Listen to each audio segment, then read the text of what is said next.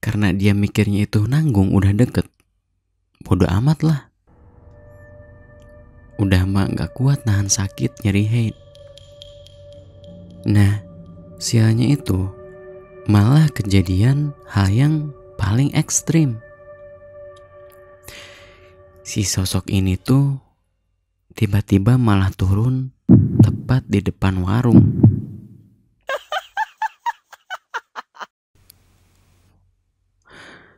Oke, jadi gue bakal ceritain kisah kuntilanak yang lumayan eksis di kampung gue tahun-tahun kemarin. Dan lokasinya masih di daerah Tasikmalaya. Judulnya Kuntilanak Pohon Nangka.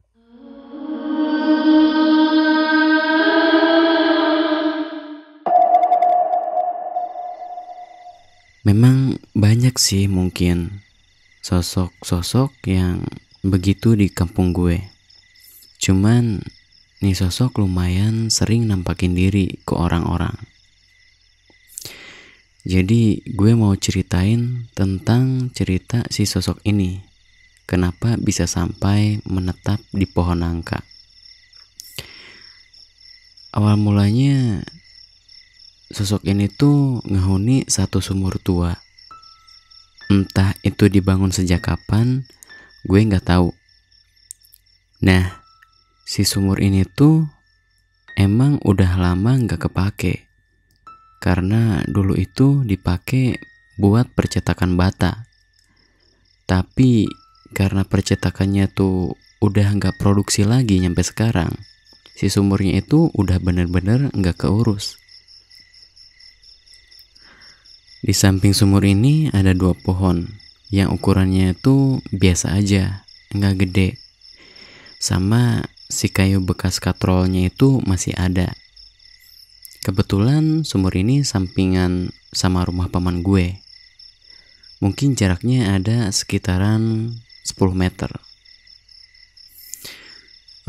Keponakan gue itu yang cewek tuh dulu masih kecil.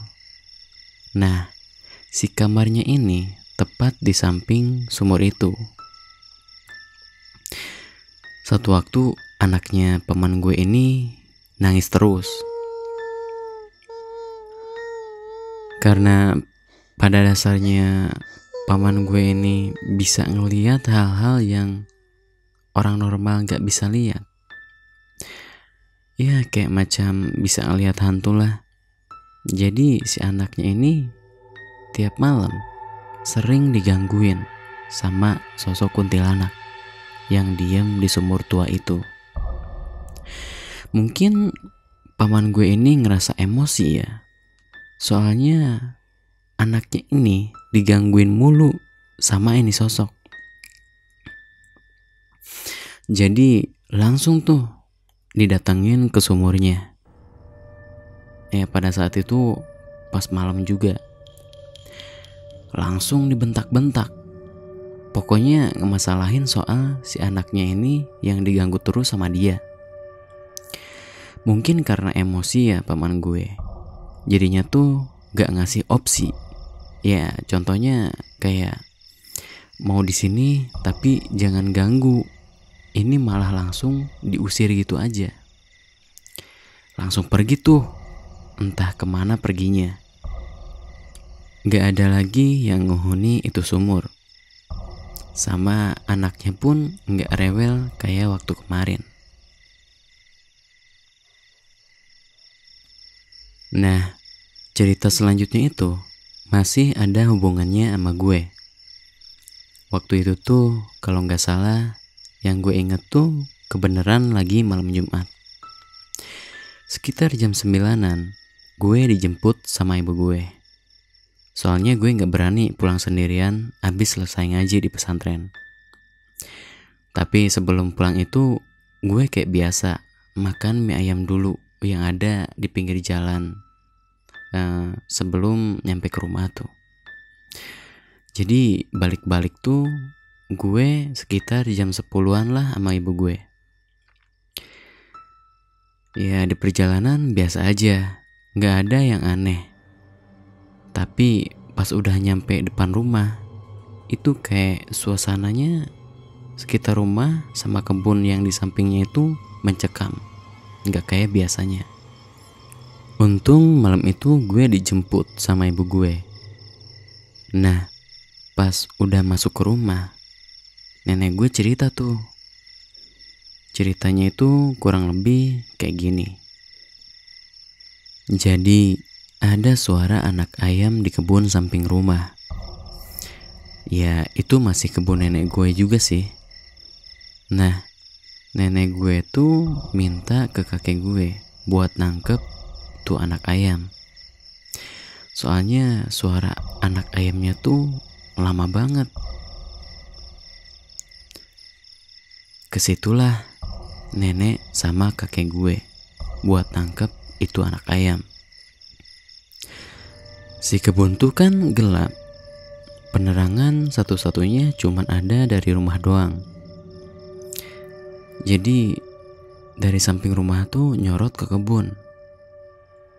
Jadi nyarinya tuh ngikutin sumber suara. Emang agak susah sih. Nah, pas udah deket sama sumber suara, udah siap nih kakek gue buat nangkep itu anak ayam. Secepat-cepatnya anak ayam, yang namanya anak ayam gak secepat ayam yang udah dewasa kan. Jadi mikirnya itu harusnya gampang. Tapi yang aneh tuh tiap udah deket ama ini suara, tapi malah pindah. Ya tetap sih masih di daerah sekitaran kebun itu. Mungkin setengah jam kakek gue ngusahain buat nangkep itu anak ayam, tapi gak dapat hasil. Malah kayak suaranya itu muter-muter di kebun itu doang. Nenek gue tuh sadar anak ayam bersuara tengah malam, tapi suaranya pindah-pindah mulu. Berarti ini ada yang gak bener nih, bukan sembarangan anak ayam. Baliklah tuh nenek gue ke rumah buat ngambil garam. Habis itu nenek gue minta buat namburin garamnya ke kakek gue di sekitar kebun. Dan ternyata gak lama habis itu suaranya ngilang. Itulah cerita nenek gue. Nah besokannya nenek gue ini minta tolong ke paman gue yang sebelumnya itu digangguin sama sosok kuntilanak. Datanglah tuh paman gue buat ngurusin sosok yang semalam itu, yang suara anak ayam itu. Ternyata si sosok yang semalam itu sosok yang sama yang di sumur deket rumah paman gue. Ya si sosok itulah pokoknya. Nah diusir lagi tuh 2 kali sama paman gue. Kabur, entah kemana sosoknya itu. Katanya sih pindah ke pohon nangka yang ada di dekat warung. Jadi pohonnya tuh ada di pinggir jalan. Dan emang pohon nangkanya gede.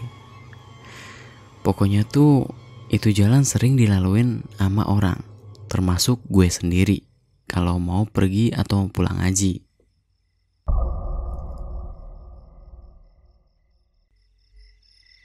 Nah, gue mau lanjutin cerita tentang orang-orang yang pernah ngelihat sosok kuntilanak pohon nangka ini.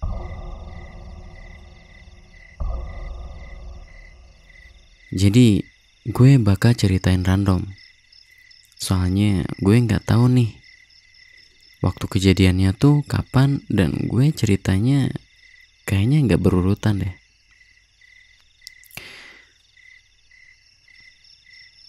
Gini, kan gue ada tuh punya paman satu lagi.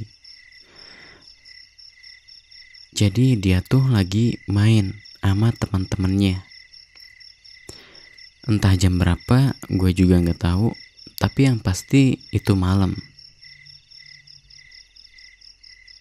Soalnya yang namanya anak muda, kalau di kampung tuh malam suka nongkrong begitu.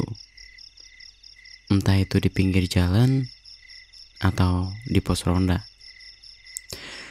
Nah, paman gue tuh nongkrong sama teman-temannya di pinggir jalan, di bawah pohon nangka itu. Lagi asik-asiknya nyantai di situ. Salah satu dari mereka tuh ngelihat ke atas pohon. Kaget dong. Jadi semuanya juga jadi ngeliat tuh ke atas. Soalnya penasaran. Ternyata ada sosok kuntilanak lagi duduk di atas. Ya, di salah satu batang pohon itu.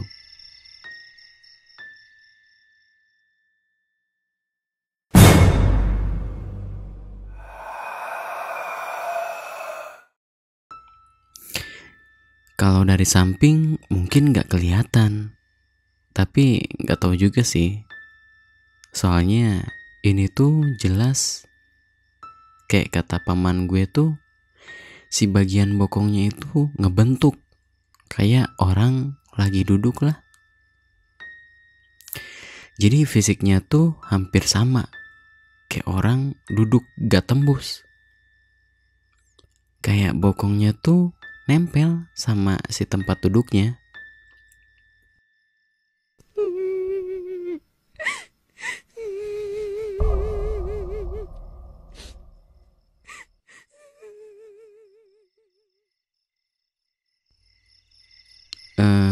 Kemudian cerita selanjutnya tuh ada salah satu rumah di sekitar tempat itu. Dan rumahnya itu hadap-hadapan sama nih pohon. Ini juga katanya ya, jadi yang pernah lihat si sosok itu tuh udah almarhumah. Kejadiannya tuh kan si jendela rumahnya ini secara langsung ngadep sama pohon nangka. Nah, almarhumah ini mungkin ya terbiasa ngintip keluar jendela, kayak ngebukain gorden dikit. Nah, suatu malam gue juga gak tahu jam berapa, almarhumah ini kayak biasa ngintip keluar jendela. Dari balik gorden ngintip sedikit. Dan ternyata ada sosok itu, kuntilanak itu. Jadi sosoknya itu maju, tapi kayak ngelayang gitu kelihatannya. Soalnya kan si bagian depan itu kehalang sama pagar. Nah, si pagar ini kan ditumbuhin sama tanaman. Jadi yang kelihatan cuman bagian atas. Kenapa gue nyebutnya kayak melayang? Soalnya majunya kayak bukan orang lagi jalan. Terus tiba-tiba naik ke atas, cepet banget. Mungkin kalian tahu lah, kayak kresek putih diikat pakai tali terus ditarik. Nah, cepetnya tuh kayak gitu. Serem banget itu kayaknya ngelihat yang kayak gituan, apalagi jaraknya tuh deket sama rumah itu tuh.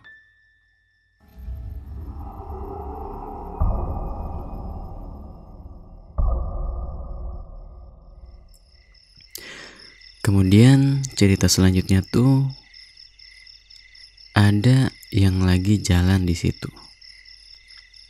Karena emang jalan utama kampung itu. Apalagi di situ tuh kan ada warung. Terus banyak orang yang lalu lalang ke situ juga. Nah, si orang yang lewat ke situ itu gak sengaja ngelirik ke atas. ke atas warung. Jadi si warungnya itu punya 2 lantai. Si lantainya itu manjang ke depan. Jadi kalau dari bawah tuh nggak kelihatan tampak depan. Jadi si rumah tampak depannya tuh kehalang sama lantainya itu lantai kayak balkon gitu. Nah pas ngelihat ke atas, ada yang nongol dari lantai itu. Tapi nongolnya itu sebagian. Kayak orang lagi ngintip.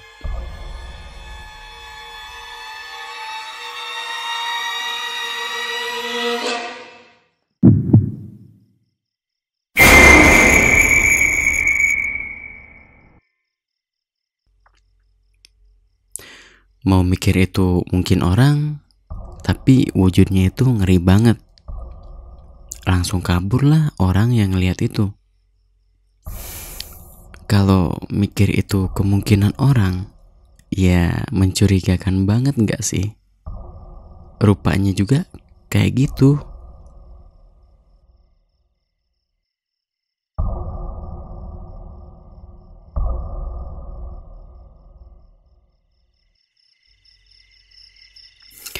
Terus cerita selanjutnya tuh ada juga nih, tapi sama gue gak bisa nyebutin namanya.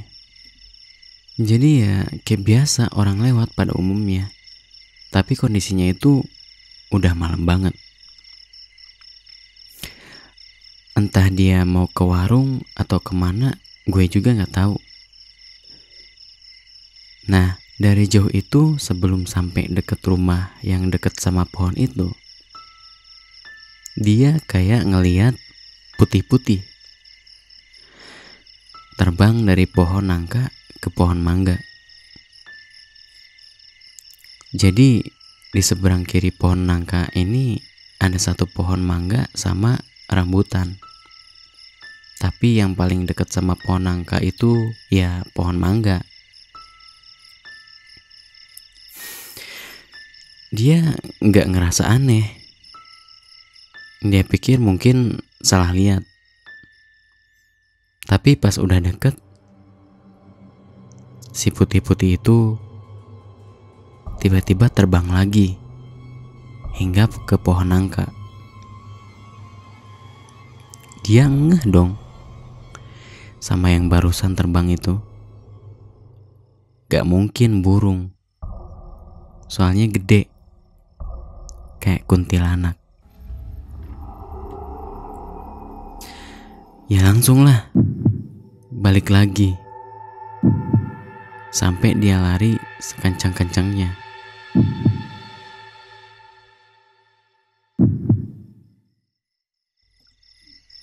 Nah kalau cerita yang ini tuh gue udah pernah share video ilustrasinya. Kalau kalian penasaran sama ilustrasinya bisa dicek kok.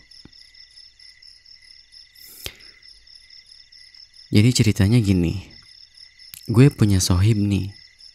Nah sohib gue tuh punya saudari perempuan, inisialnya R. Jadi rutinitas dia tuh kalau udah maghrib biasa berangkat ngaji ke pesantren.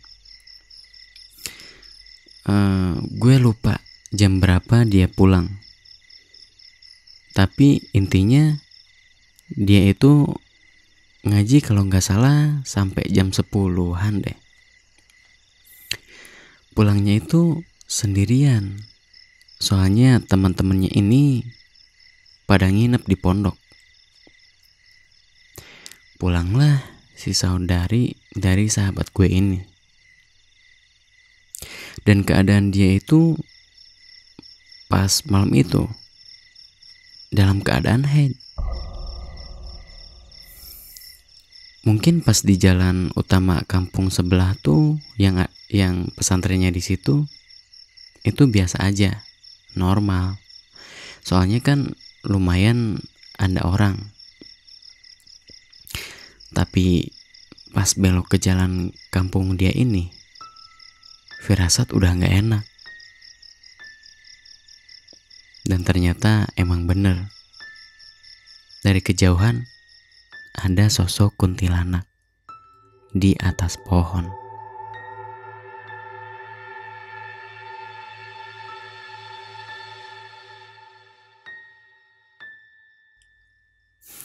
Rumahnya dia itu kan habis lewat pohon nangka itu, di sebelah kirinya itu rumah dia. Karena dia mikirnya itu nanggung udah deket, bodo amat lah. Udah mah gak kuat nahan sakit nyeri head. Nah, sialnya itu malah kejadian hal yang paling ekstrim. Si sosok ini tuh tiba-tiba malah turun tepat di depan warung.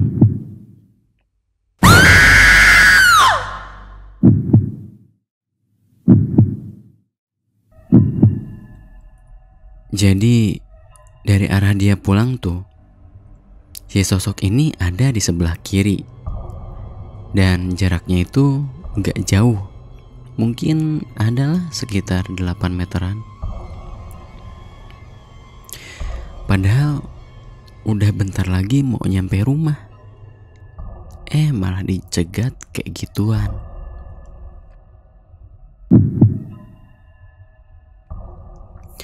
Dia langsung jongkok tuh, terus ngechat temennya buat jemput di situ, kemudian antar ke rumahnya.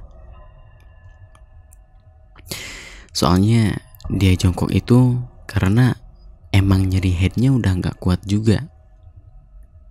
Ditambah ada sosok itu di depan dimana dia mesti lewat. Bayangin aja tegangnya kayak gimana kalau ada di posisi saudari sahabat gue. Mungkin gue udah nangis di situ. Nah, singkat waktu, 2 orang temennya ini datanglah ke situ. Tapi pas udah datang 2 orang ini pun, si inisial R ini gak berani buat ngeliat tempat dimana sosok itu tadi berdiam diri. Soalnya ya saking takutnya mungkin.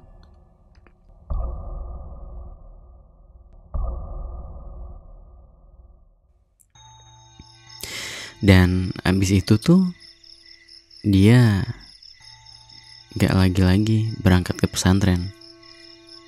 Soalnya trauma sama kejadian yang waktu itu. Nah, terus gimana nih keadaan pohon nangka ini sekarang? Apa masih neror orang-orang sekitar atau enggak? Ya, jawaban pastinya tuh pohon ini udah lama ditebang. Soalnya area pohon itu tuh dijadiin lahan buat ngediriin rumah.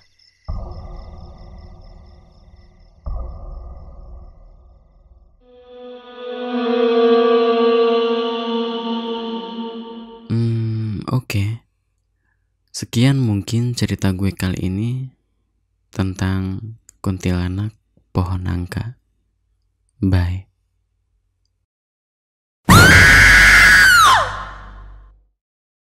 Thanks for watching. Jangan lupa subscribe, like kalau kalian suka, dan sampai jumpa.